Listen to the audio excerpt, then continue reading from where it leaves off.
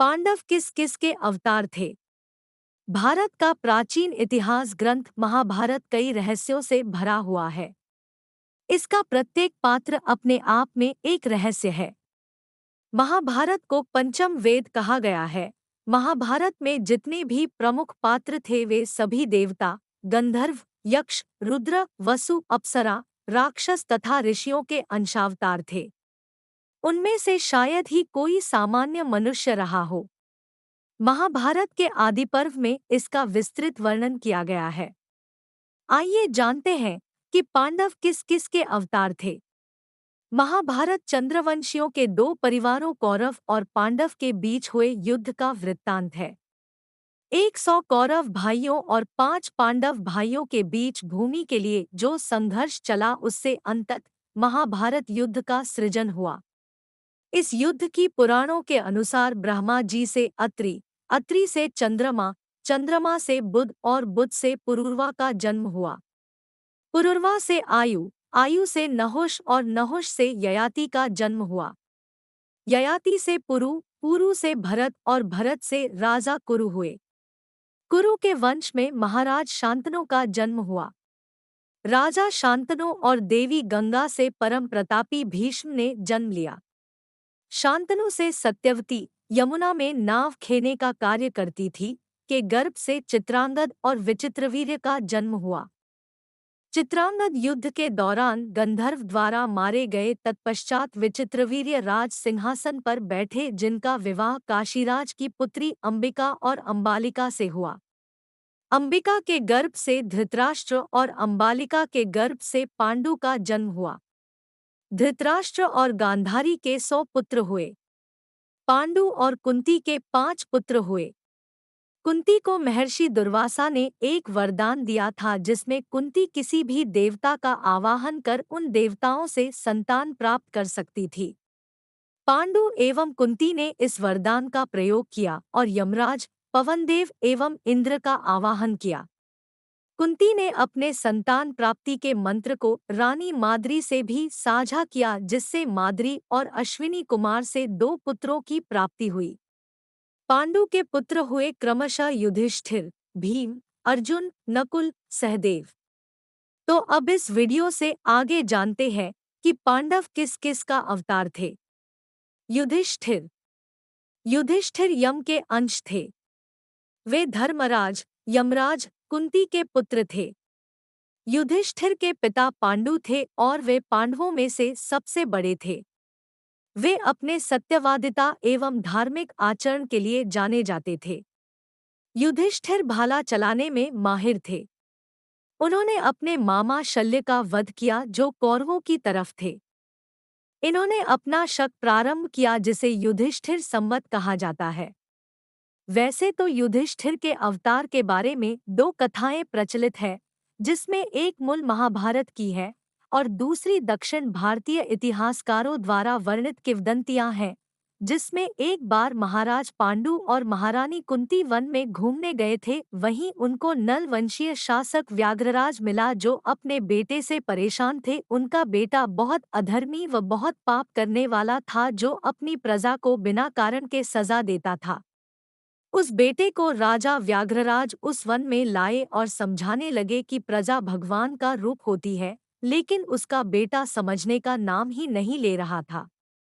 यह सब बातें कुंती और महाराज पांडु सुन रहे थे। जब व्याघ्रराज के बेटे ने कहा कि मैं अपने राज्य के सभी स्त्रियों से भोग विलास करूंगा, तब कुंती से रहा नहीं गया और उसने धर्मराज का आह्वान कर दिया।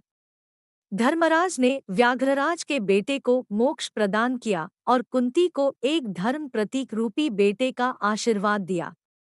और वही बेटा आगे चलकर धर्मराज युधिष्ठिर कहलाया, जिसने मृत्युपर्यंत कभी झूठ नहीं बोला। भीम।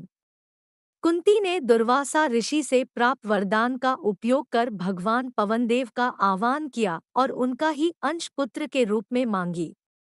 अर्थात भीम पवनदेव के अवतार थे। वे पवनदेव के वरदान स्वरूप कुंती से उत्पन्न हुए थे। सभी पांडवों में वे सर्वाधिक बलशाली और श्रेष्ठ कदकाठी के थे। ऐसा कहा जाता है कि भीम में 10,000 हाथियों का बल था। भीम ने बलराम से गदा युद्ध सीखा था। द्रौपदी के अलावा भीम की पत्नी का नाम हिडिंबा था, जिससे घटोत्कच पैदा हुआ था। घटोत्कच ने ही इंद्र द्वारा कर्ण को दी गई अमोघ शक्ति को अपने ऊपर चलवाकर अर्जुन के प्राणों की रक्षा की थी। अर्जुन अर्जुन इंद्रदेव के अंश थे। अर्जुन सर्वश्रेष्ठ धनुर्धर थे। जीवन में अनेक अवसर पर उन्होंने अपने श्रेष्ठ धनुर्धारी होने का परिचय दिया। इनके अन्य नाम पार्थ, गांडीवधारी, सब्यसाची, दोनों हाथों से बाण चलाने में सक्षम इत्यादि हैं। अर्जुन के अवतार से संबंधित दो अन्य कथाएं प्रचलित है, जिसमें एक दक्षिण भारत के पौराणिक ग्रंथों में है, एक कथा पद्म पुराण में है। दक्षिण भारतीय ग्रंथों के अनुसार अर्जुन अपने पिछले जन्म में नारायण के जुड़वा भाई थे, जिनका नाम नर था। नर और नारायण का जुड़वा भाई होने के पीछे भी भगवान नारायण की ही सोच थी, क्योंकि इनको दंभोदभवा नामक राक्षस का वध करना था। दंभोदभवा ने भगवान सूर्य की कठोर तपस्या की और उनको प्रसन्न करके उनसे 1000 कवच का वरदान प्राप्त कर लिया, और उस वरदान में ये भी बातें कहीं कि हर कवच को तोड़ने के लिए 1000 साल की तपस्या करनी पड़ेगी, और जो आदमी तपस्या कर लेगा और यदि वह कवच तोड़ भी देता है तो कवच तोड़ने के पश्चात उसकी मौत हो जाए। वरदान के कारण वह असुर स्वयं को अमर समझ लिया। नर और नारायण ने बारी बारी से तपस्या करके दंभोदभवा राक्षस के 999 कवच तोड़ दिए, और तोड़ने के पश्चात जो मरता उसे दूसरा भाई तप के बल से जिंदा कर लेता। जब एक कवच बचा तो यह असुर सूर्यलोक में छुप गया। महाभारत काल में इसी असुर का जन्म कर्ण के रूप में हुआ, क्योंकि जन्म के साथ कवच कुंडल लेकर पैदा हुआ, और यह अंतिम कवच था जिसे अर्जुन के रूप में नर का अवतार और नारायण के रूप में श्री कृष्ण दोनों ने कर्ण का वध किया। पद्म पुराण के अनुसार एक बार भगवान ब्रह्मा के विष्णु जी पर क्रोधित होने से पसीना निकलता है। चूंकि इनका पसीना स्वेद होता है, इस पसीने से स्वेज्जा ने जन्म लिया। इसे शांत कराने के लिए भगवान विष्णु के रक्त से एक वीर योद्धा का जन्म हुआ, जिसे रक्तजा कहते हैं। स्वेज्जा के पास 1000 कवच और रक्तजा के पास 1000 हाथ और 500 धनुष था। दोनों में भयंकर लड़ाई हुई, जिसमें स्वेज्जा के 999 कवच टूट गए और रक्तजा के 998 हाथ कट गए और 499 धनुष भी टूट गया। रक्तजा को हारते देख भगवान विष्णु ने युद्ध विराम करा दिया और स्वेज्जा की जिम्मेदारी सूर्य भगवान को और रक्तजा की जिम्मेदारी भगवान इंद्र को सौंप दिए। इन्हीं के अवतार थे महाभारत काल में कर्ण और अर्जुन, जिसमें कर्ण स्वेज्जा और अर्जुन रक्तजा थे। नकुल नकुल अश्विन कुमार के अवतार थे। नकुल आयुर्वेद, अश्वचालन, तलवार चालन आदि में निपुण थे। नकुल का अर्थ है परम विद्वान।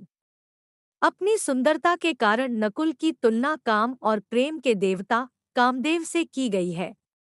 सहदेव सहदेव भी अश्विन कुमार के अवतार थे। इनका जन्म देव चिकित्सक अश्विन के वरदान से हुआ। ये त्रिकालदर्शी थे। यदि आपको आज का यह वीडियो पसंद आया हो तो आप इसे अपने दोस्तों के साथ और सोशल मीडिया साइट पर ज़रूर शेयर करें। प्लीज़ चैनल को सब्सक्राइब करें और वीडियो को लाइक भी करें। और प्लीज़ हमें बताएं कि आपको ये वीडियो कैसी लगी, कमेंट करके ज़रूर बताएं।